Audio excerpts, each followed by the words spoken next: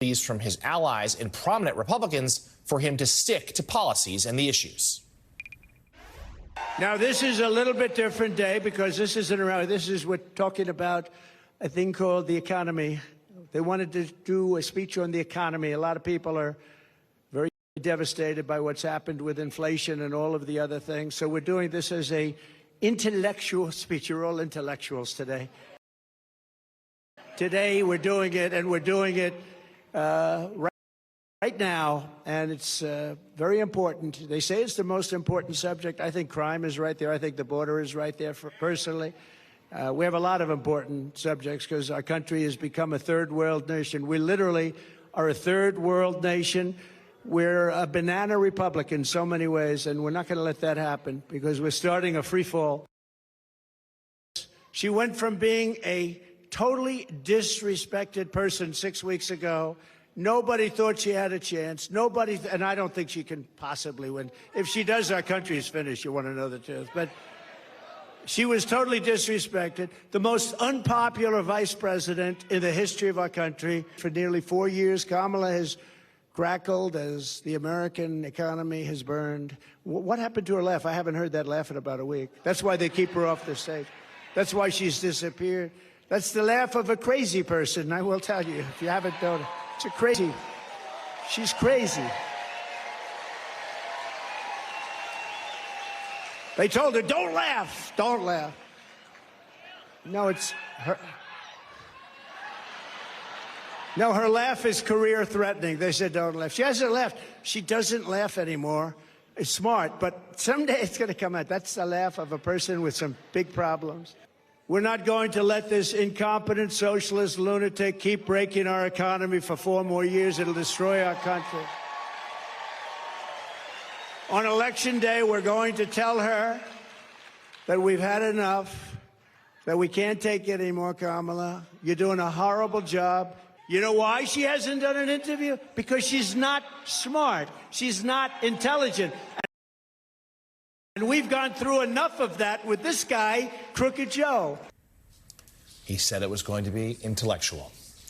Trump also deflected when directly asked yesterday why he claimed the huge crowds for the vice president's rallies were generated by artificial intelligence. Take a look. And you said Harris's crowd sizes were AI and that there weren't people there. There's all kinds of video evidence and people who were there who have proven that false. Can you tell us about why you made that claim? Well, I can't say what was there, who was there. I can only tell you about ours. We have the biggest crowds ever in the history of politics. We have crowds that nobody's ever seen before, and we continue to have that. We have a level of enthusiasm that nobody's seen before. They want to make America great again. That's what's happening. We're going to make it great again. Right now, we have a failing nation. We're in a failing nation and become in many ways a third world nation, and we're not going to let that happen. That footage was when Donald Trump cast an early ballot yesterday in Florida's primary, despite, of course, deriding the practice of voting early for years. Joining us now, money and influence reporter for Politico, Haley Fuchs. Haley, good to see you this morning. So let's talk briefly about the economy. This is, a central issue for any presidential election. Trump and his team have really tried to make this contest about the economy, about inflation. But the economic news has been good, and it seemed like yesterday he couldn't deliver the message he wanted. So I think what we saw yesterday from Trump was a pretty common kind of a tactic from him. You know, he was meandering, he was going for the personal attacks. It'll be interesting to see today when Harris speaks in North Carolina what her kind of economic message sounds like after what Trump said yesterday. Yeah, certainly Harris delivering her own economic speech this week, trying to sort of center it on her campaign as well. So let's talk about more about you sort of hit on the idea of mixed messaging. Trump couldn't stay on topic yesterday. That's no surprise. But it speaks to a larger point about how his campaign has really troubled, whether it's in social media or in rallies, to deliver any sort of sticking attacks on Harris. They seem almost more focused on Tim Walz. When you talk to Republicans, how concerned are they about the lack of coherence? I mean, certainly they're concerned. I think, what we're seeing is a lot of momentum behind Harris in, the early stages of her campaign. But, it remains to be seen whether Trump's camp will find kind of sticking point criticisms to lodge at her as the campaign continues.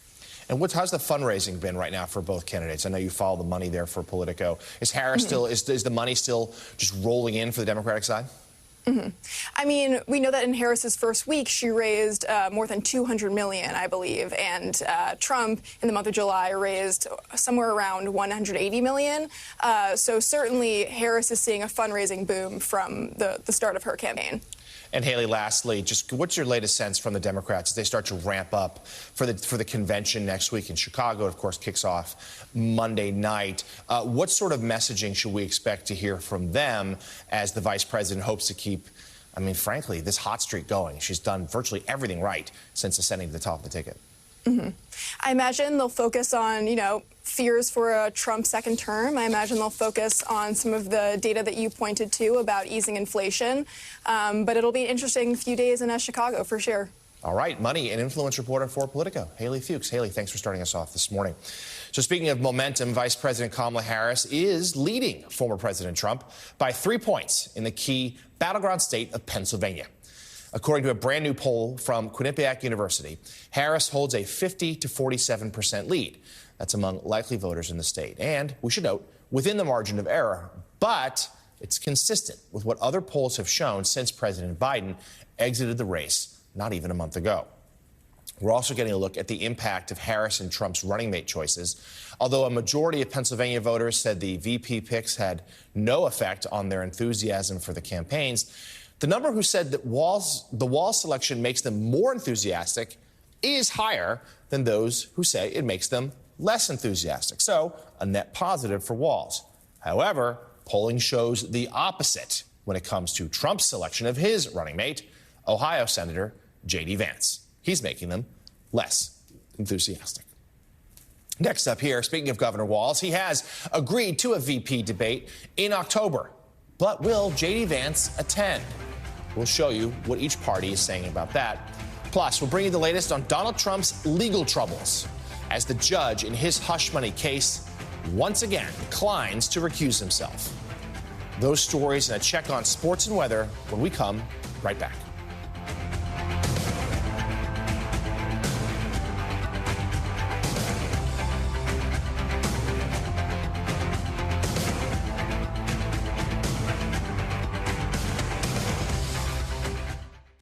Mom, Dad, the new school year is a chance to show off what I'm into. You know how I love dinos, how I talk about dinos all the time? Like at all 3 meals, in the car, through the bathroom door, blah, blah, blah, dinos, dinos, dinos. Well, I've evolved, and it's all about sharks now. So for back to school, let's just focus on sharks and only sharks, and if it's not sharks, it's not for me. When you're owned by dairy farmers, expectations are high. So all Tillamook dairy products better be way better than just good. They better be extraordinary. Psst, psst. Meet Earl. Earl, like all cats, craves food that's meaty and juicy. But in a dog eats first world, he's never had food made with his needs in mind. Luckily, his human found Smalls. Smalls makes gently cooked fresh food that's junk-free. Just meaty, juicy, natural ingredients. Ready to make 9 lives 10? Visit smalls.com/TV to receive your first box. Which looks better, this or this? Seems clear to me. If you love to save, check out the Wise Buy sales event going on right now at America's Best. Get 2 pairs of single vision glasses for just $69.95. Offer. BK's got something new to savor. The fiery menu packed with flavor. 5 of your faves, 5 levels of heat. From mild to wild, come on, let's eat. BK, have it your way. The biggest savings event of the year is on now at More Furniture. During our Labor Day event, you'll get fall's newest arrivals at unbelievable discounts. We've slashed pricing store-wide on living rooms, bedrooms, and dining rooms, just in time for fall holiday entertaining. Right now, take a full 60 months to pay with absolutely no interest and no money down. Or for cash purchases, we'll subtract the tax. Visit your local showroom or preview all Labor Day specials online at morefurniture.com. Fiverr freelancers consistently deliver high-quality work. We've been able to go back to our trusted freelancers again and again. Fiverr has become the go-to for so much of our day-to-day work. Our marketing, sales, and dialogue design teams all use Fiverr. Fiverr saves us a huge amount of time sourcing contractors or assigning work internally to our staff, who are often busy on other tasks. Because the communication is integrated in the platform, everyone can quickly reach out to their preferred freelancers and expedite turnaround times. When you use Angie for your home projects, you know all your jobs will be jobs done well. Roof repair? Done well. Kitchen sink install? Done well. Deck upgrades? Done well. Angie's been connecting homeowners with skilled pros for nearly 30 years, so we know the difference. Welcome back. Governor Tim Walz has accepted a date for a vice presidential debate with Senator J.D. Vance. In a social media post yesterday, Walz confirmed his attendance for a New York City debate hosted by CBS News, writing, quote, "See you on October 1st, J.D." The Harris-Walz campaign also put out a statement reading in part, "Harris for president has accepted CBS's invitation to a vice presidential candidate debate on October 1st. Governor Walz looks forward to debating J.D. Vance if he shows up." In response, Vance went on Fox News last night, where he did not confirm whether or not he'd be attending. We're certainly going to debate Tim Walz. We just heard about this thing 3 hours ago, so we're going to talk to them and figure out when we can debate. I actually think we should do more than one debate, so hopefully we're going to see him on October 1st, but hopefully we're going to see him either before or after that, because I think it's important for the American people to actually see us discuss our views. Meanwhile, Donald Trump has lost his latest attempt to replace the judge in his New York City hush money criminal case with just weeks until his sentencing. Judge Juan Merchan declined to recuse himself from the case yesterday, dismissing claims from defense attorneys that he had a conflict of interest because his daughter works as a political consultant for some prominent Democrats. That's now the third time that the judge has rejected such a request from Trump's lawyers. The former president complained about the ruling in a post on social media. You can see it there. The decision comes after a jury unanimously found Trump guilty back on May 30th of 34 felony counts of falsifying business records. Trump is currently seeking to overturn the conviction, citing the recent Supreme Court ruling on presidential immunity. Judge Merchan is expected to rule on that effort on September 6th. If the conviction is not overturned, Trump is then set to be sentenced on September 18th. Elsewhere, the Washington Post is reporting that independent presidential candidate Robert F. Kennedy Jr. tried to meet with Vice President Kamala Harris last week. Kennedy campaign officials tell the Post that he wanted to discuss the possibility of serving in her administration, perhaps as a cabinet secretary, if he throws his support behind her campaign and then she goes on to win. People familiar with the conversation say that Harris and her advisors have not responded with an offer to meet or shown any interest in his proposal. The paper notes this outreach follows a meeting last month between Kennedy and Donald Trump to discuss a similar policy role and endorsement. That meeting resulted in no agreement, RFK Jr. continuing to shop around. Next up, we'll turn to sports and a history-making home run for Yankee superstar Aaron Judge as the Bronx Bombers deliver another loss to the woeful White Sox. Those highlights and a check on the weather forecast when we come right back.